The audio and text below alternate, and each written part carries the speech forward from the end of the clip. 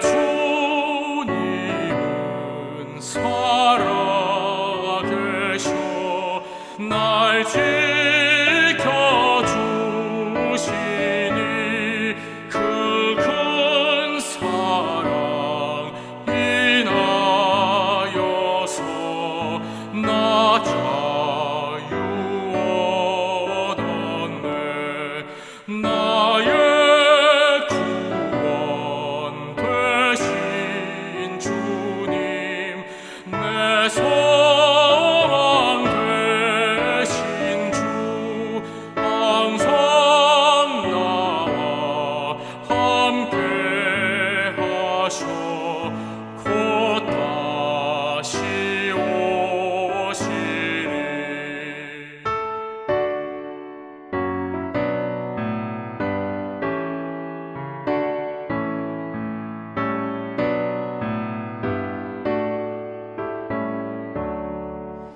나를 거룩하게 하려 주 너를 부르니 주의 은혜 내게 넘쳐 주 뜻을 이루니 고생 믿음 나 가지고 주 말씀 따르면 주님 다시 강림할 때 날 영접하시리.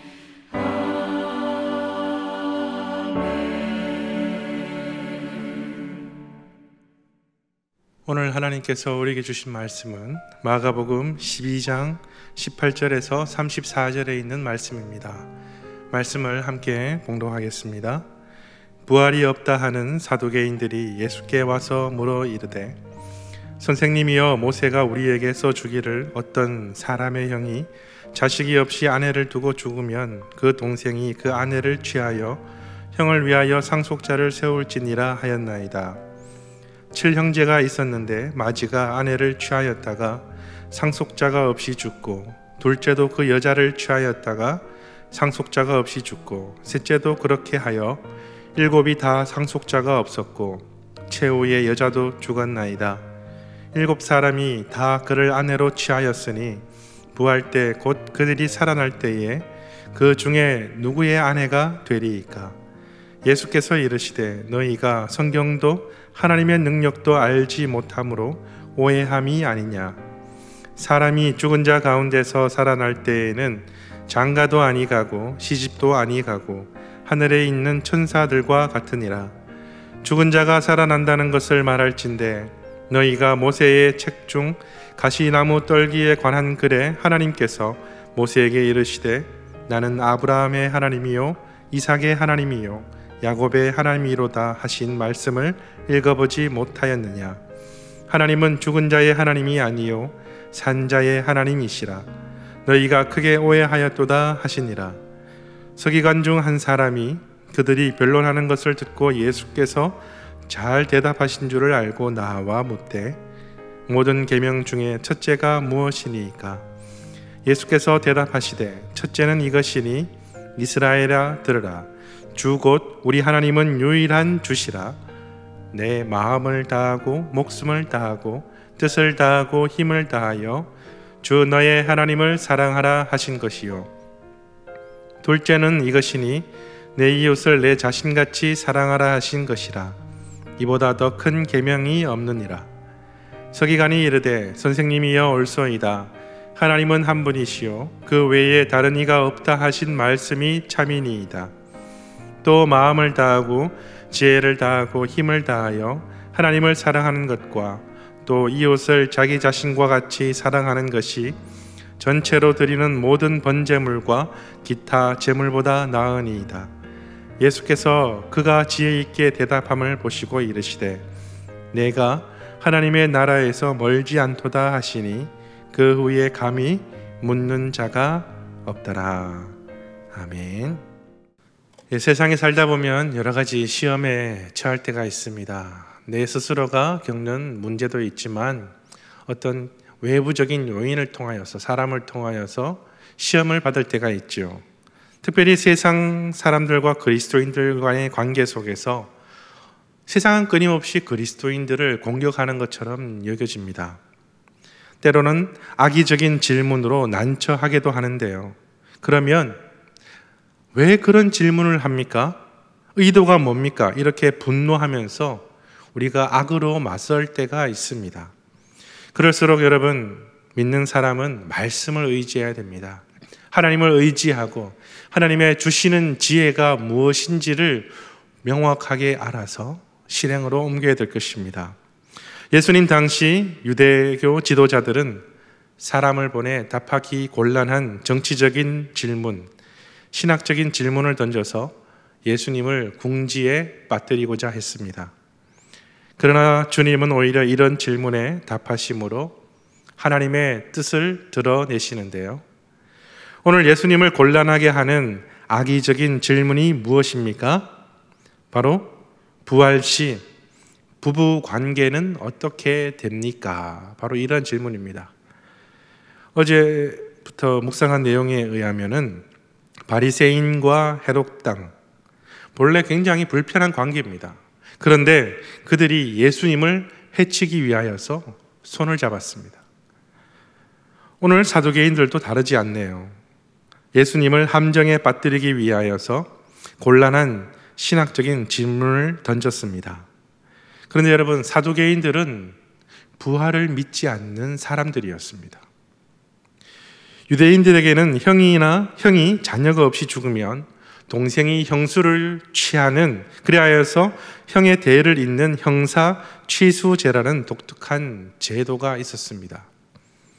형이 죽으면 재산이 형수에게 가지요. 그 형수가 다른 사람과 혼인하게 되면 재산이 다른 쪽으로 유출될 수도 있습니다.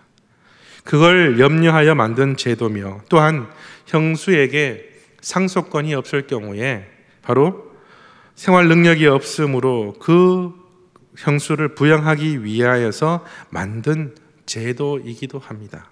그런데 여러분, 이 제도가 강제적이었느냐? 그렇지는 않습니다.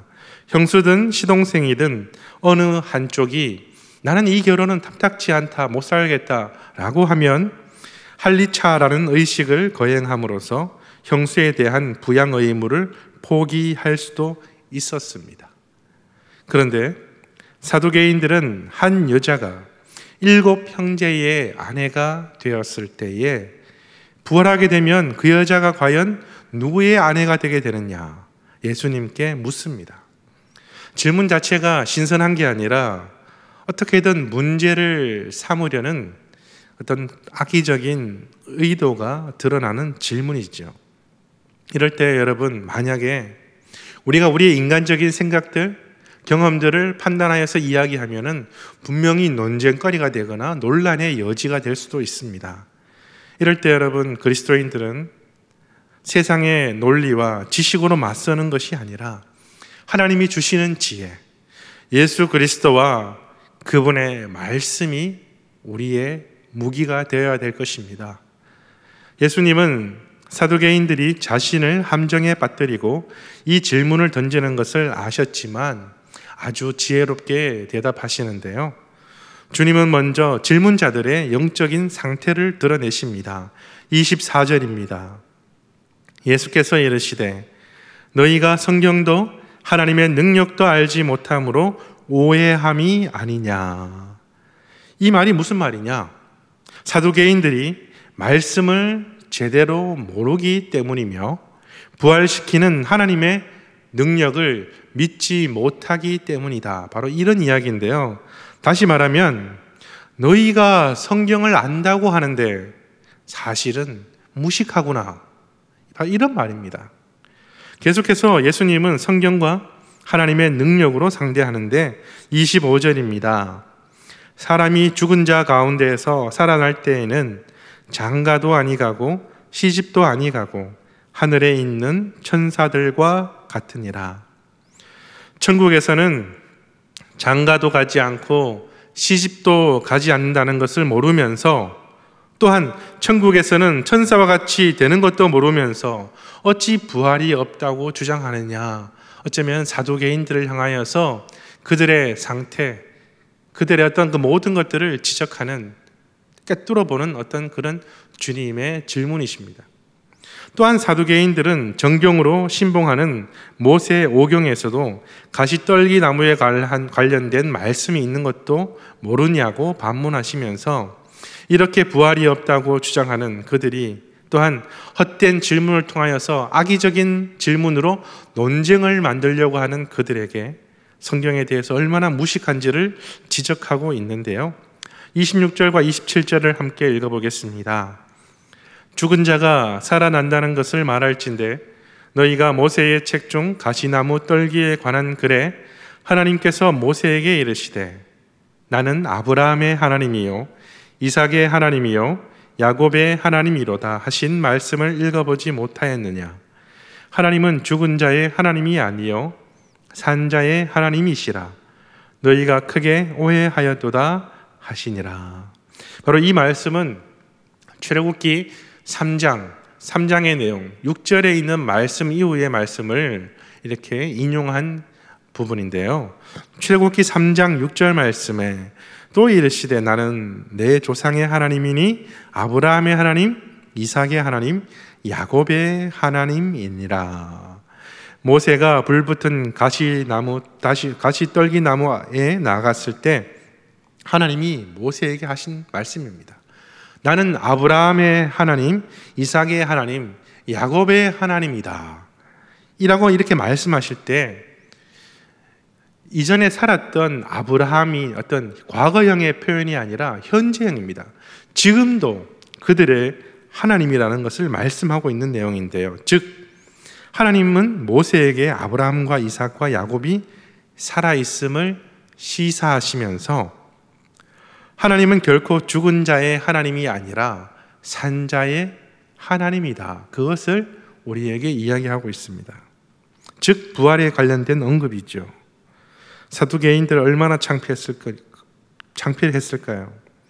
자신들이 신봉하고 모세 오경에 대해서 누구보다도 잘 알고 있다고 생각을 했는데 오히려 예수님 앞에서 자신들의 무지와 교만이 드러났기 때문에 그렇습니다. 사두개인들은 죽은 자를 살리시는 하나님의 능력을 믿기보다 죽은 자가 살아날 수 없다는 자신들의 신념을 믿었습니다. 그러므로 일곱 형제와 한 여인의 비인격적이고 비극적인 관계를 일부러 설정해서 부활 이후에도 계속된다.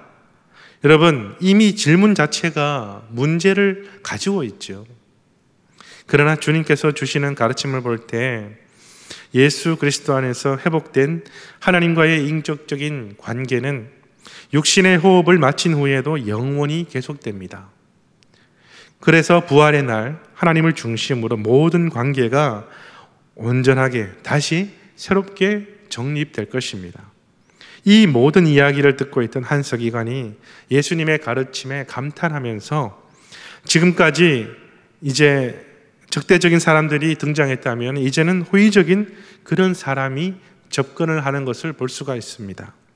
그런데 이 사람의 질문이 참 독특합니다. 이 세상의 특징 중에 하나와 연관이 되어 있는데요. 바로 비교하는 것입니다. 무엇이 더 중요하고 덜 중요한가? 무엇이 좋고 무엇이 덜 좋고 이렇게 끊임없이 비교하는 모습들이 우리에게 있습니다. 하지만 눈에 보이는 것들을 상대적으로 비교해봤자 여러분 진리에 이를 수 없고 오히려 갈등과 혼란만 커지는 경우가 대부분입니다. 예수님은 그런 세상을 향하여서 오늘 또 하나의 절대적인 기준을 제시하는데요. 28절 말씀을 먼저 읽어보겠습니다.